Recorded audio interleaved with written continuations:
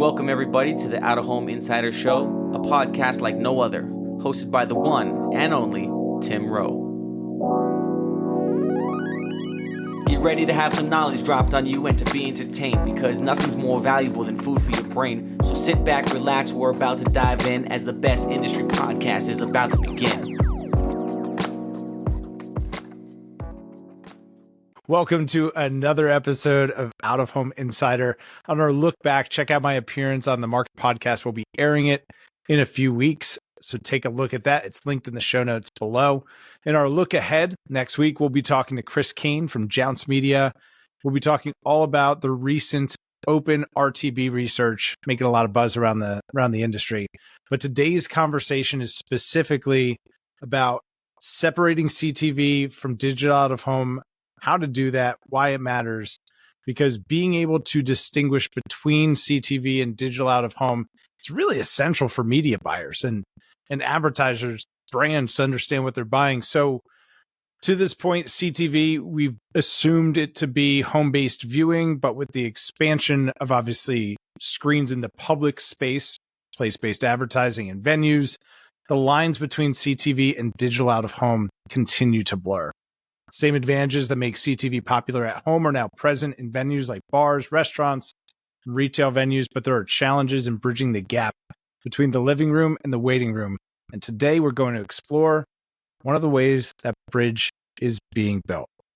Rob O'Rourke, Stephen Brooks, thank you both for being here. Stephen, I want to open this with you. How does content adjacency unlock CTV dollars for digital out of home? Yeah, thank you, Tim. It's good to be here, and it's a great question.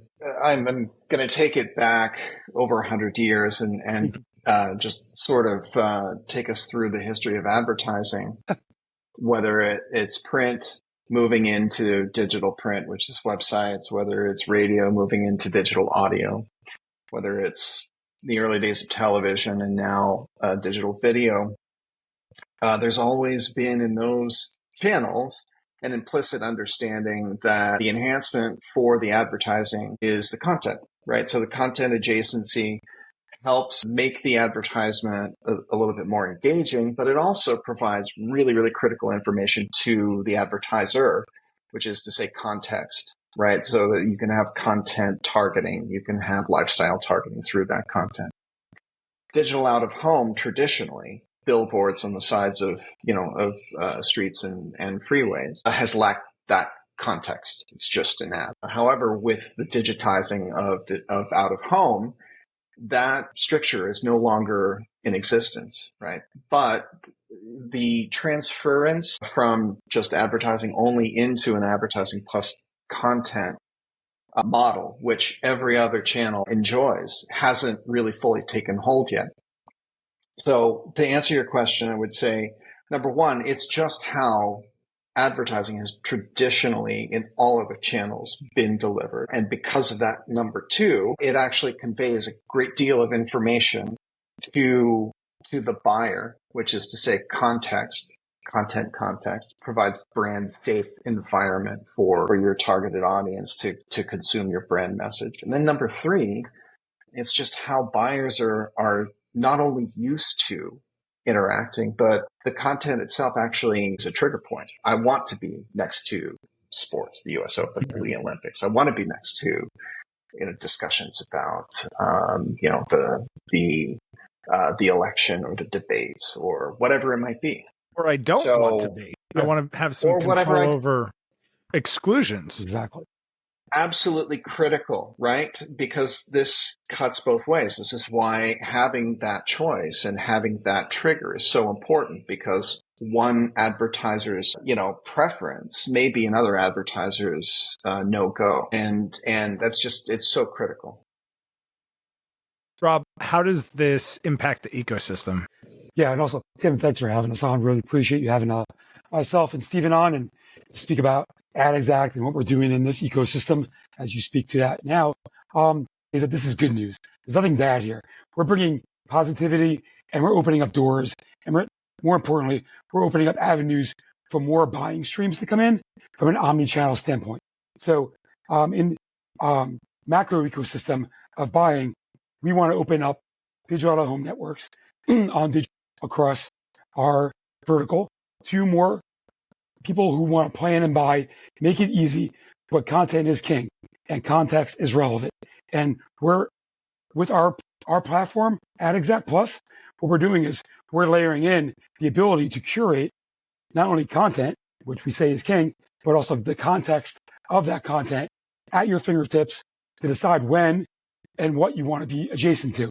So whether it's CTV buyers or social media buyers, they can now come over to digital out of home and say, we want to take that format and that content that we want to be adjacent to and pair it with our digital out of home buy as well, and open up those purses and that omni-channel experience in a whole new level that everyone can enjoy. And we're excited to do that. And this is not hurting anybody. We're not competing at anybody yet. But at the table, we want to make this something that's fun and also opens up a lot more doors of opportunity. So what is it exactly? Is it a CMS for my digital out of home network? Is this a unique ad product? How should we be thinking about what AdExact is and how it fits into the overall picture? Yeah, I'll jump in. So that's a yes and. Yeah, so yes and. I'm gonna give it to Steven. Right. I should have defined who that question was intended for. I apologize, No Rob. problem. Steven, go ahead. Jump in on that. Sure. Yeah, that's a yes and. The CMS obviously is critical to be able to make an intelligent pairing, whether that's overseen by the client or by AdExact, or eventually at some point, it's on our roadmap by AI. So it is a CMS, but really ultimately it's a DSP SSP. And so what you're doing here is you are putting the power in your own hands to make a choice as to whom you want to reach and layer in all of the traditional digital out of home criteria. What's the venue? What's the screen type, right? But you can now throw in the advertising type and the content type to go along with that. A lot of examples of how this might play out, one of which is actually quite exciting, is the ability to take portrait content that you might see or portrait advertising that you might see in social, right? So, and to be able to social oriented content with portrait oriented, social oriented advertising, portrait oriented content on those types of screens, right? The portrait oriented screens. To this point really hasn't been available broadly, but that's kind of one of the wonderful things about digital out of home, is that there's heterodoxy with among all of the screens. So what this really does is it starts to break down functionally the walls that exist between buying digital out of home versus buying other platforms. You want to make it simple enough to transact and to say, yes, I want to run my campaign utilizing these screens. Nobody's trying to hide the fact that these are digital out of home screens, but nevertheless, those screens provide the same eyeballs that you're looking for. And with the content adjacency, they provide the same level of context. And, we're able to use the latitude, longitude, location, specific location to actually tell you where the ad played. It provides a substantial overlap of the traditional parameter passbacks that you would expect from connected television, from social, from all of the other platforms that you're buying. Yeah, I think something. Walk us through an example. How do I? Yeah, sure. So let's say you're right, and you're buying we use an example of a brand. Let's say New Balance shoes, and you have a team that buys on social media, but you also buy CTV, and then you have a team that buys digital at home. You now could say, we want to plug in all of our buying outlets to buy not only CTV, but we also want to buy digital at home from every team. So every team can buy digital at home if they want, because they can make it adjacent to content. So your social media team can say, hey, we're going to click on the option which you have with us to link your Instagram account to your buy. You can use that same content creatives, pair it with your buy, and now run it in Boston for New Balance for the Boston Marathon, keeping that same creative just moving those dollars over and expanding the budget into digital out of home versus only using digital out of home budget.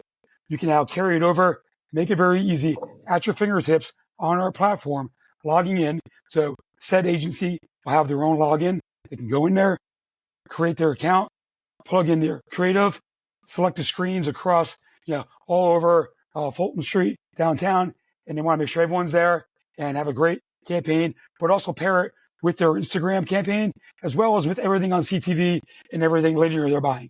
It can all be done at once, but you can use the same creative and use the same dollars. I can definitely see that being attractive and interesting to a lot of folks. Are these your own screens? Is this an owned and operated network, or are you plugging into existing supply? Where do the screens come from? Yeah, we actually have a pretty substantial SSP network, representing over 300,000 screens. So that puts us in the top 5 of U.S. networks. And of course, we're expanding as well. Our focus on expansion is really to be able to accommodate this type of product, this type of content plus ads. So that means that you're going to have a substantial enough screen size that the content is noticeable, a good footprint, but also be sound enabled. That's kind of a critical part to this. That's another advantage is, you're not just going point to point with some of the other, what I would call CTV friendly publishers, of which there are several, but it's actually the ability to buy all of them in one buy. And I think, Tim, what this comes down to is a single word, which is omnichannel.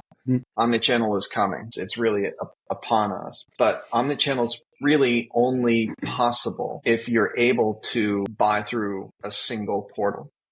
And otherwise, what you have is, in the analogy that I would use is you've got a freeway where traffic is going at 65 or 70 miles an hour, and then you have a service road that's running parallel to it. Traffic's moving. Sometimes someone's listening to this sitting in traffic, and they're like, "Man, I wish I was going 65." Right, that's true. I live in LA, and we get we get 65 miles an hour between the hours of 2 and 3 in the morning, and otherwise.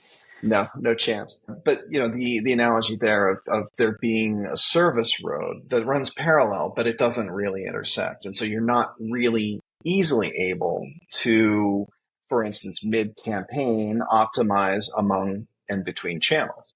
You're still getting the kind of the reporting that you expect, the endemic reporting from each of these channels, but the ability to reuse creatives between channels is critical. The ability to actually optimize between channels, also critical. And, frankly, all of the screens that you're targeting have the same ability to play content plus ads, which is what we're all used to as consumers anyway. And we know it works. There's a, several 100-year track record.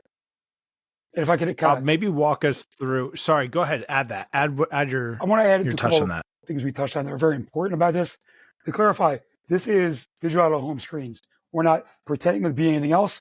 We're not passing back any hidden fast tags here. We're outwardly saying to buyers, these are digital out of home screens in bars. They're in retail. They're on the street. They're in sports arenas. They're in shopping centers. They're going to be in elevators, everywhere. So we have all the vendors you could think of, Tim, that are there in all those avenues. We're just opening the door to the buyers from the CTV side and the social side. So the SSPs and the DSPs that buy just CTV now have an abundance of demand. They're looking to pair that with an outlet.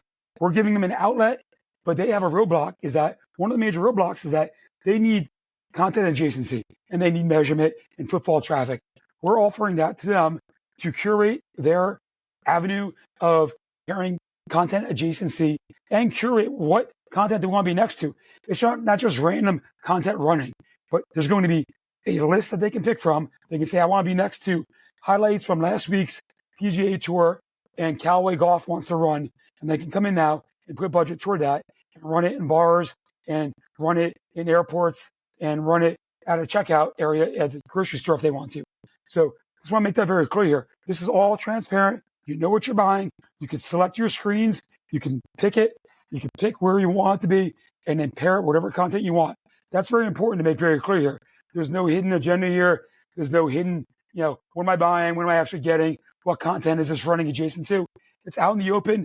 It's curated, and it's right there for you to really offer a tremendous ROI on all of your buys. So I'll make that very, very clear.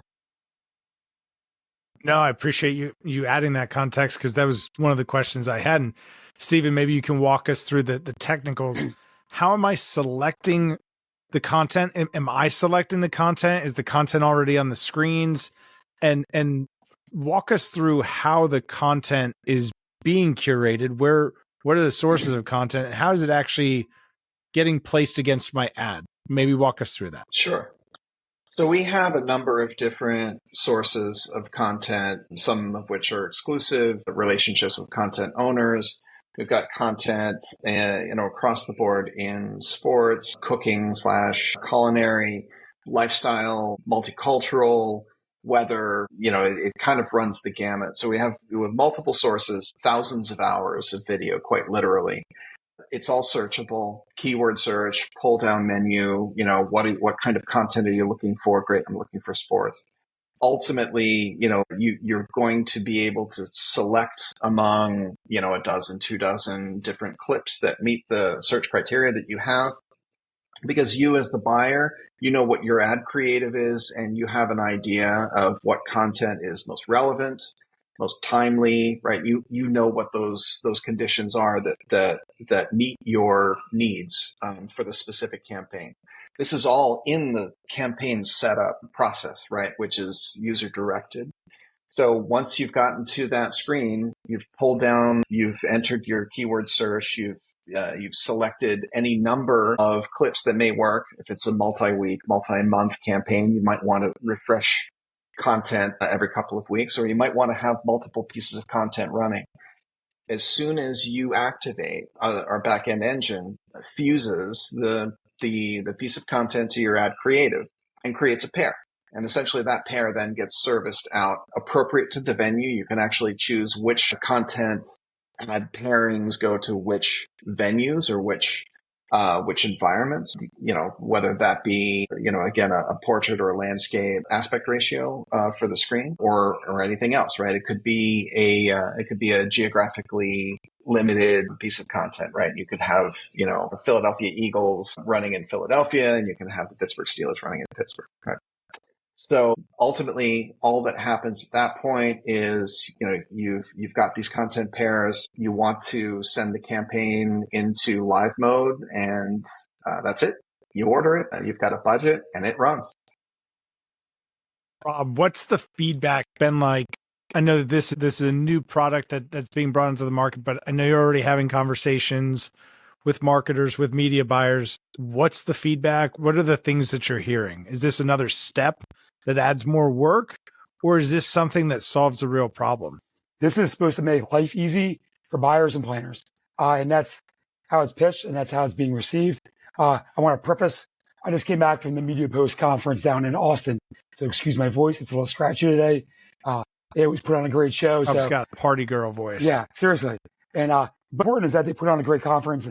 And I was able to speak to lots of media buyers and agencies down there and talk to them. So as a result of that, the scratchiness is what we have. But it's received well. And everyone wants to learn more. They're like, oh, as soon as they end it, they go, well, let's come in. Can you present this to my team and show them how to use it? And what it's going to do is going to open up more budgets from our buying teams. So earlier team, I was just at the DPAA event last week, and it was held at Group M. And Group M was talking about how they're joining together and converging all their buying teams across all platforms. So there's no longer just one team that buys digital at home. All teams now talk about buying all types of media together. This is like the perfect resource for them to use, because now someone who was used to buying only CTV can go on there and say, oh, I'm going to use this platform, AdExact, to buy my digital at home because it has the aspects I'm used to when I buy CTV. And now that we're all kind of being intertwined budget-wise, let's go on there. I'm so used to buying media this way, I can now go buy digital at home that I now need to buy, pairing it with content, pairing it with contextuality, And then it's a fun, exciting buy. So it's not harder. It makes it more straightforward, easy. And as Steven said, you go in there, you click the content, you select it, the relevancy, the buy comes up. It shows you your CPMs. It's bought on CPM basis. You can pair your budget to it, and then you get a PDF, send it over to your team to review. If you want to do it, click buy, and you can be up and live within 6 hours, 12 hours. Well, it sounds easy enough to use. Yeah. Steven, you talked about Omnichannel. Rob, you talked about foot traffic reporting. How does the measurement and reporting piece come together? Steven, I'll volley that one over to you. But how does it, from an Omnichannel standpoint, how does it all integrate? Right. There's debate within digital out of home as to, whether to maintain, I guess you would say, the traditional football traffic, multiplier lexicon, right? The methods of reporting back, or whether to try to conform to the extent possible to the parameter passbacks, the metrics that are traditionally collected in other channels. We tend to think that for omnichannel, you need to conform a bit more to what people are expecting. The easiest one of these is reporting back the context of the content. It's simply what people are expecting. When you go to a website, you need to know what that website is all about. When when you're listening to a podcast, you want to know what the podcast content is, right? So all of the genres and descriptive information related to that content.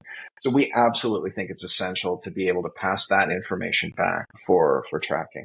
Everything else, as you get progressively closer and closer, there's an interesting dynamic that's going on right now where connected television, for instance, is increasingly the content for connected television is consumed on devices other than television. So we're not just talking about bars and restaurants. We're talking about mobile screens. There's whether it's Netflix or Disney Plus or YouTube, right? Or any other major platform, the proportion of that content that's being consumed and obviously the advertising that's being viewed on mobile screens just continues to climb. So with the breakdown of certain expectations for reporting that are tied to the home, we actually think that's an advantage for digital out of home, right? If we're going to free ourselves from those requirements, then let's all collectively start thinking about what types of parameters are common to all different types of screens. And we're all in on that. Rob, what's the reporting that brands are looking for? Buyers, what are they asking for? I mean, I don't think it's just as clear as what one they're looking for. They want to know who they reach, right? So feedback and who you reach is a major part of all campaigns, whether you're using someone who's geofencing a campaign that they're doing in a certain state, and then getting down granular to just even the retail environment they were in, the checkout area they're in, or what airport they were in, what terminal they're in. That's also important, right? So everyone wants to know who they're reaching. I think it's hard for me to define in a micro level what they're looking for. I think they want it all. So you need to be able to put it all on a macro level, because all buyers are going to want something different. So for me to just say what they're looking for right now is going to be, they just want to know who came into Piggly Wiggly's and bought Campbell's soup, and what the age demographic was and who they voted for. I can't say one person. They want to know it all, and you got to be able to kind of give them options. So we're not going to be working with just one audience partner, multiple ones that we can layer in there for contextual relevance across the audience measurement. And that's one of the things I hate about, and kind of what Steven and you touched on in our pre-interview, where we might be able to use AI on some levels to get there. Yeah, because I think one of the holes, obviously, in CTV reporting is content adjacency being solved for here. And one of the advantages that digital out of home has, out of home at large, really, is the ability to report delivery consistently, real-time reporting on your ad played, an estimate of how many people were potentially in front of it, now bundled together with the content that it played next to. That's a complete. So when we have these conversations about how do we bridge the gap between digital out of home and CTV, it's bringing all of those pieces together versus force feeding one narrative and hoping people buy it. Yeah. It definitely sounds like you guys are on the right path there. We're going to just take a quick break and come back and talk a little bit of news. Before we take that break, Stephen, go ahead at that point. Yeah, really quickly, one other advantage to digital out of home that doesn't get talked about a lot is just fraud is nearly zero. It's so critically important because recent reports are showing that connected television fraud starts to increase as the proliferation of mobile devices that are playing out that CTV experience. You know, it's the ability to mimic that experience on digital out of home with content adjacency, but without all of the fraud that comes with, opening the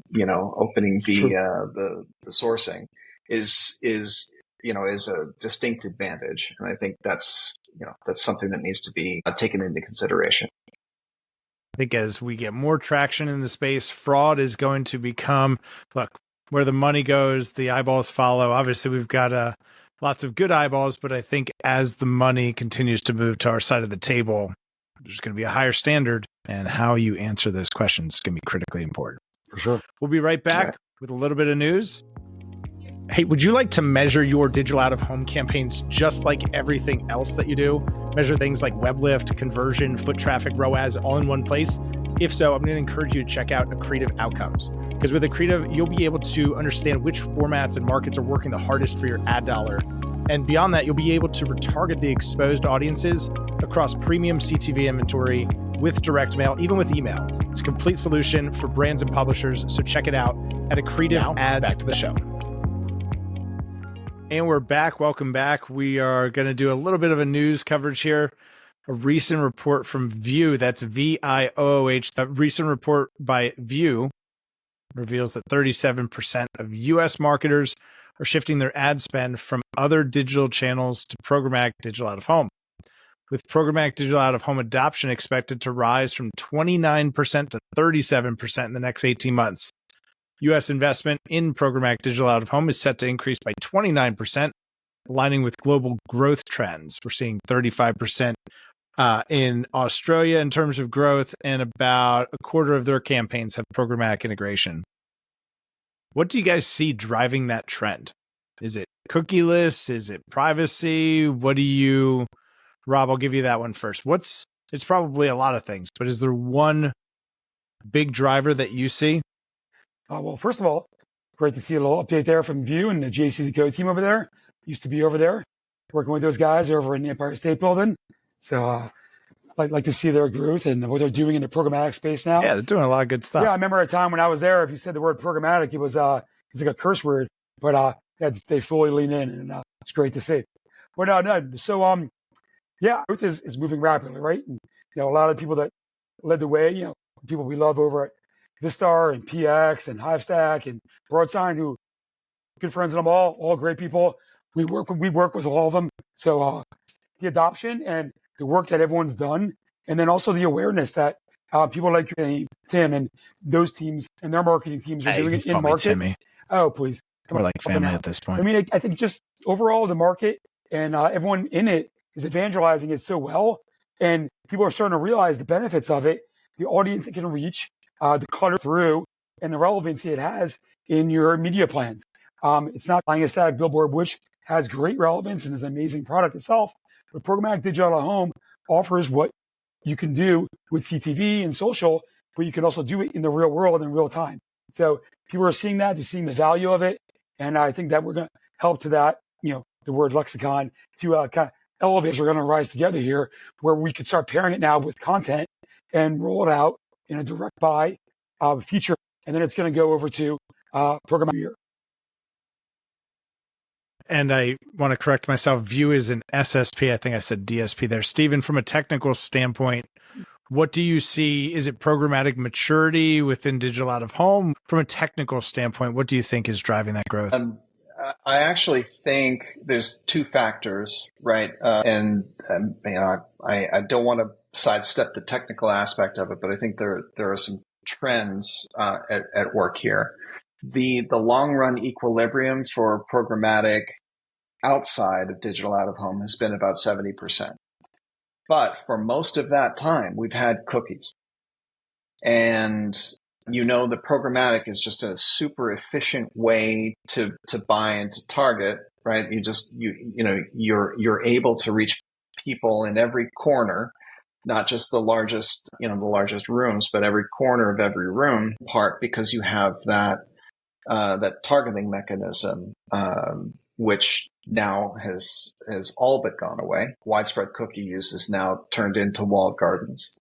I think some of the move into programmatic digital out of home is an escape from other digital media, other digital channels, simply because their inherent advantage of being able to reach individuals no matter where they were with certain demographic information or lifestyle information.